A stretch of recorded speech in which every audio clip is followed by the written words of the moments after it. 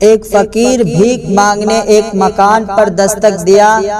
اس مکان میں میاں بیوی کھانا کھا رہے تھے۔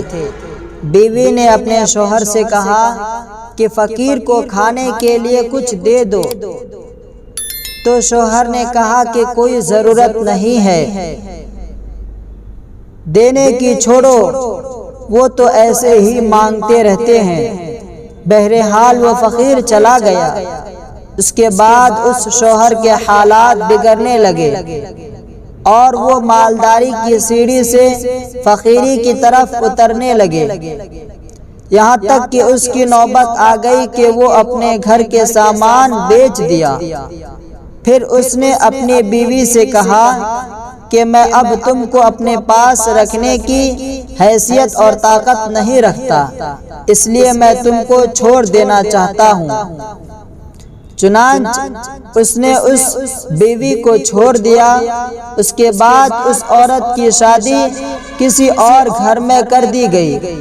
وہ دونوں آپس میں ہنسی خوشی سے زندگی گزارنے لگے۔ کچھ دنوں بعد ایک مرتبہ ایسا ہوا کہ وہ دونوں بیٹھ کر کھانا کھا رہے تھے تو ایک فقیر دروازے کے پاس آیا اور دستک دینے لگا۔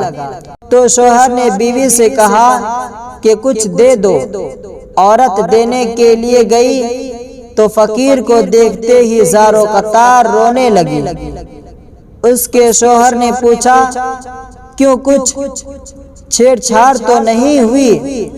وہ کچھ بولی نہیں، صرف روتی تھی۔ پھر اس نے کہا، بات یہ ہے کہ جو مانگنے کے لیے آیا تھا وہ اصل میں میرا پہلا شوہر تھا۔ ایک مرتبہ ہم دونوں کھانا کھا رہے تھے، ایک فقیر آیا مانگنے کے لیے۔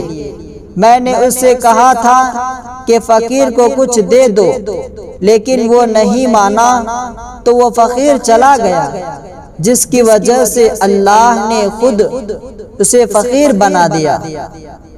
اس کے بعد اس دوسرے شوہر نے بیوی سے کہا کہ اس دن جو فقیر تمہارے دروازے پر مانگنے آیا تھا وہ میں ہی تھا۔ اللہ نے مجھے امیر بنا دیا اور اسے میرے دروازے پر فقیر بنا کر بھیج دیا۔ اللہ اکبر۔ بھائیوں، اس واقعہ میں بڑی عبرت ہے کہ اللہ جسے چاہتے ہیں امیر بناتے ہیں، جسے چاہتے ہیں سیکنڈوں میں فقیر بنا دیتے ہیں۔ واقعی اللہ بڑی قدرت والے ہیں، لہٰذا مالداروں کو اللہ سے ڈرتے رہنا چاہیے اور زکوٰۃ و خیرات سے فقیروں کی امداد کرنا چاہیے اور فقیروں کو ڈانٹنے اور جھڑکنے سے بچنا چاہیے۔